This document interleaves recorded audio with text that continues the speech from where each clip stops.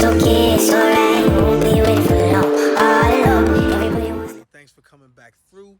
We got some decent weather, so I decided to go handheld today. We're outside. It's a beautiful day. It's actually a perfect day for this pair of shoes that I just picked up, and I'm really, really stoked to get these on feet. I'm actually wearing them right now, and I'm stoked that I found them on sale at our Adidas outlet here in town.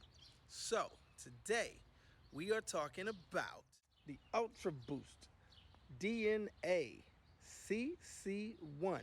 And for those of you who have rocked with Adidas for quite some time, you realize that this shoe is none other than the ClimaCool 1 sitting atop a fat chunk of boost from the UltraBoost 19 and 20 lines. Man, talking about a legendary shoe. As soon as I saw this one happen, I knew I had to have it. I love the ClimaCool. I have loved the ClimaCool 1 forever. It is a shoe for the ages. But that split midsole always gave me a little problems. It always looked a little bit flat tire when I went to rock it. And that always frustrated me because I got mad amounts of them in my collection, but by the time I put them on, I try to style them. I actually used to train in it. The ClimaCool was a trainer that was fantastic, and it looked good, but it never quite looked right on my foot. But then you put together this shoe with this shoe, and all of a sudden it makes a lot more sense. First, I actually saw this shoe online. And when I did see it, I'm like, okay, take my money, Adidas, you got me. But at that price point, it kind of stuck me. I'm like, I know that this shoe will make a return to normalcy in some time. And sure enough, it did. I found this at the outlet for $119.98. Boom, loved it. Colorway was right, had to do it. But what this is going to do is get me into other shoes. So let's take a quick look at it and see what it is about the ClimaCool that they brought with and what it is they left behind to add in the UltraBoost. We're gonna go front to back on this. So first off, they come with the classic toe cap. When you see that toe cap meant to funnel air into the shoe like the spoiler on a sports car, it's classic. But the mesh is actually knit. There is where they brought together some of the more modern aspects of Adidas shoes lately and the classics, because that actually simply used to be open mesh. It was layers upon layers of open mesh that allowed air to flow through. And I'll have to do a comparison on that to show you. They've got the louvered side panels with the plastic overlays here, going back into more knit, the classic 19 and 20 heel counter that has now become classic. Even though people claim not to like it, they scooped up a ton of these shoes. So it's a beautiful, beautiful rendition of things that you love from the 19 and 20 with an upper that everybody loves. We got your prime green inside, meaning that recycled materials were used. That's a huge push to reduce carbon footprint. Adidas has always been at the forefront of this, and they're doing quite a bit of work in that area with Parley, Ocean Plastics, and other initiatives. They recently just picked up another collaboration with Allbirds talking about carbon footprint and trying to reduce those numbers and waste. So kudos to Adidas for always being at the forefront of that. You got your classic ClimaCool bubble, which was originated with that ClimaCool 1. And then everything else you know about. It's got a tri-colored outsole, but it is what you've already seen from the UltraBoost 19 and 20. Translucent area here by the torsion bar that's matching that color. It's actually a good look, man. Really good look with the sherbet colors for the summertime. And let me tell you, this shoe actually does breathe.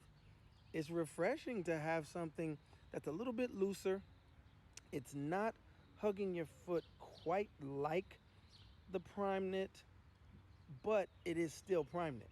So the structural overlays of the shoe actually open the knit up, taking it away from direct contact with your skin or your foot and giving it some room to breathe.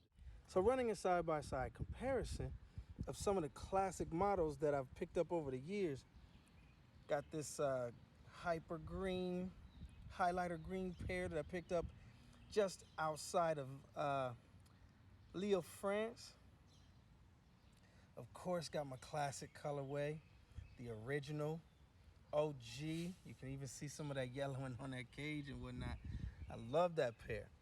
Got the red pair, triple reds a few years back, more than a few years at this point. And now we're looking at the ClimaCool UltraBoost. All right, that's CC1. So you can see similarities, few differences. That open layered mesh on the original versus the look-alike made out of prime knit. Your lacing cage was a little bit more robust on those originals, but it had to be. That was part of the ClimaCool line, is that air was meant to flow directly to your foot to cool off that foot in training, hot climates. And then you see here, providing some structure for that knit look-alike and a very similar plastic cage design there, albeit not as robust. They did indeed keep the ClimaCool bubble, which is a major, major go, as Flossie Carter would say.